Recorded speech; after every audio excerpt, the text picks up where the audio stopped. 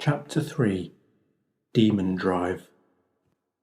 Hail to thee, the mountain of soulless summit, too great to conquer, too sublime to comprehend.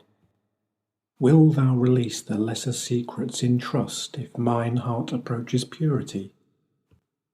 The lesser secrets of such infinities are surely greater than any soul to fathom. And yet, broken and tainted beyond godly things into abominable shapes, should I find myself daring to wander?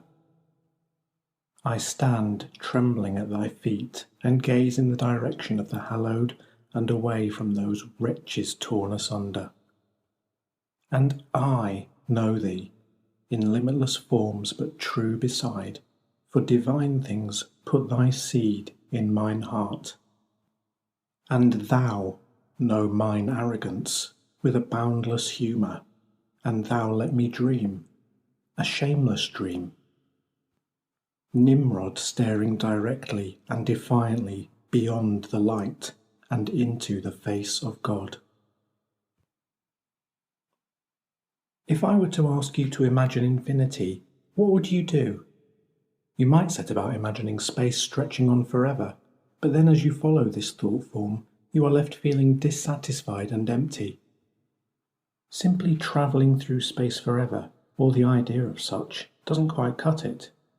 And you know this in your heart because infinity already resides there, even though you lack the energetic depth within your mind to grasp hold of this slippery serpent with the intellect and hold it still. In a natural sense, it's not an intellectual thing at all. Well, not for mortals anyway. It's more of a feeling thing within your heart. Every day feels new, and there's hope, and as long as there is a bell chiming somewhere, this virtue remains. And this goes for the good days as well as those terrible days, the days of catastrophe and torment that no one wants to think about. But there it is, regardless. Another word for eternity, from the mortal perspective, would indeed be hope. With your permission, let us enter into a little thought experiment, just for the sake of it. I have a little time on my hands, how about you? And I wanted to transmit this to anyone out there listening, receiving. Call it self-indulgent, self-obsessed, or egocentric, but I would like to limit our two-way transfer for a moment to focus on little old me, at least in the interest of attempting to bend our minds with a quirky cosmic crowbar, so that you might know me a little better, if ever I knew myself. If we are to continue getting to know each other on a feeling level, then there is something of my predicament that you will need to incorporate into your perception of me, something that needs to be felt within your central core, or something that I will need you to understand about me. And even though this is already all very cryptic sounding, I'm sure I will add that all of this pivots around a certain type of feeling sensation, and I believe that words, especially these archaic words, will hold the power to break through conceptual boundaries and take you there, to the space where I dwell. And, whilst we're on the subject of words, I will get on to my choice of vernacular later, a theory I have regarding my words and phrasing, and what and who they belong to, and what and who they connect with. I am obviously not referring to the set words linked into energy transfer communication here, New System X+, or whatever it is they call it these days, but the ancient language that's bubbling up from unknown depths. And it is a choice to use old tongue here, my choice, for several reasons.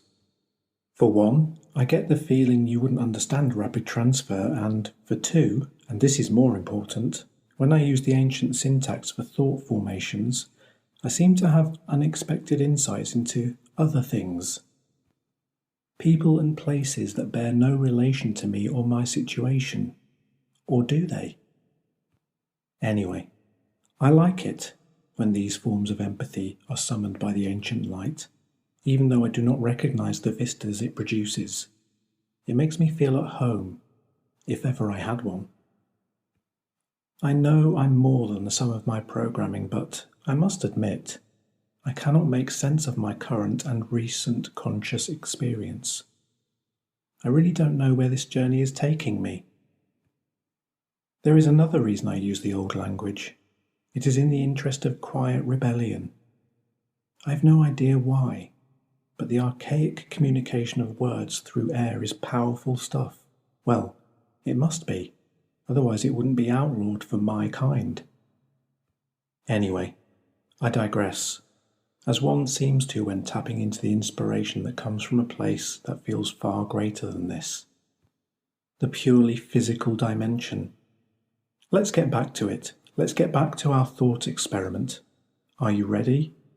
Okay then. Firstly, in the interest of our experiment, imagine me as someone that you once knew. Someone you knew very, very well. Someone you liked. Maybe even someone who you once loved. Better yet, imagine me as you. You are floating in the ocean.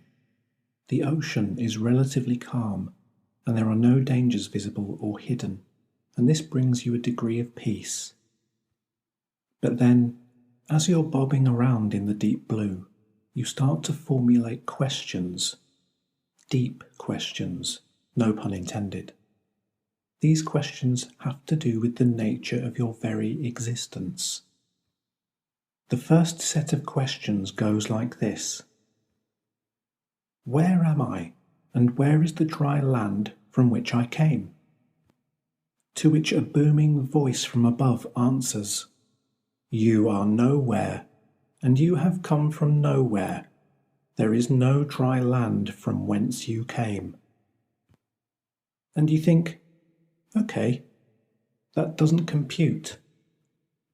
I must have come from somewhere, and I must be somewhere right now.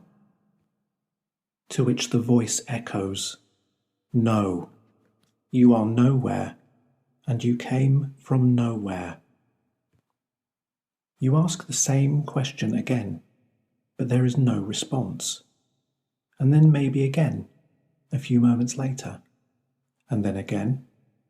And every time that you ask the same question, you are met with only thunderous silence. Before long, from the viewpoint of having an unbending answer to your first line of inquiry, you begin asking other questions.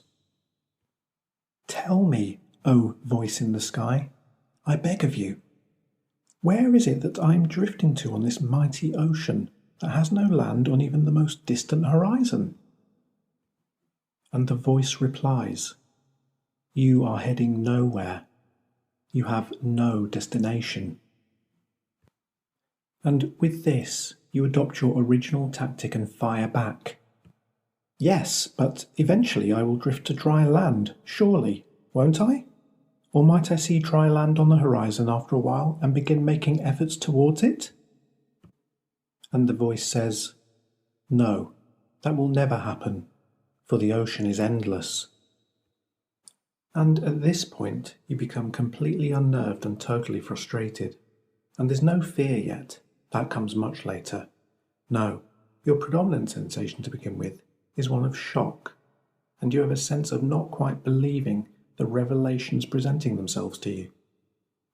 So, in a final and desperate attempt to get your feet on terra firma, physically as well as mentally and intellectually, you shout out into the vast blue emptiness. But how did I get here? Who am I? What's my story? To which the neutral and dispassionate energetic oracle states, You've always been here. You are no one. You have no story. How are you getting on? Are you there yet? Can you place yourself in such an exotic sensory environment? Well, if you can, hold that thought and let it evolve into a feeling sensation. And if you replace the transient element of water with the empty void of deep dark space, if you can do this, then you will have a very real glimpse of the quantum workspace that I've been forced to occupy.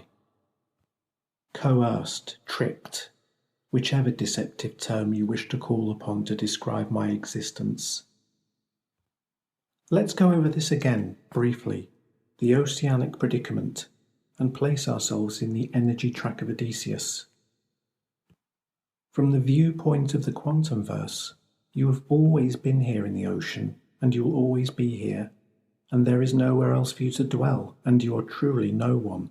And, in a way, this means that you are truly everywhere, and you are truly everyone.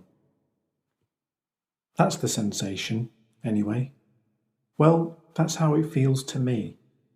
Kind of. That's how it feels to surf the infinity wave that's produced by the engine of a quantum-class demon drive. It is intolerable for humankind, these sensations, I mean, that we are describing here within the safe confines of the experiment. The reason for this is simple, in reality. Interstellar space travel is far from contained and completely wild, and hyperexposure to such energetic dynamics tears at the most clearest of minds, and tortures even the most strongest willed souls. And so it is that they call upon the abominations to walk the stage, and the curtain rises, and the house gasps. Consciousness and faster-than-light travel is intrinsically linked together. You cannot separate the two, and drones cannot steer such a ship with such capability. AI blended with binary drones are not conscious in the right kind of way, or in the way that is required in which to fold space in on itself and jump across the gaps. Sparks of bio-summoned electricity arcing through the gates of infinity. When describing how I came to be, I don't think create is the right verb to use. Build suits the dire situation of my genesis far better, and these re-memories are all like electric lights flickering on for the first time. Flashbacks with depth and true backstory. I'm a kind of twisted hyperverse variation of Frankenstein's monster, and I was built for one specific task and forced to walk an unholy path, to tread where angels dare not, to bear the madness that results from a gaze that falls shamelessly and defiantly far beyond the glare, the divine light, and far beyond other immaculate and truly fearful things. My work requires me to stare directly into the face of God, but my builders would never describe it like that, for they are in denial of a supernatural, all-permeating creator. What I'm referring to when I speak of such things is a creator who chooses to be a part of all creation, and even fancies to rise up through the darkness wielded of mortal hand, and use this darkness against those who show no wisdom, as a pawn, as it were, in a game. And I thank divine creatures for their involvement in these games, and also for their eternal and unwritten and wise plays.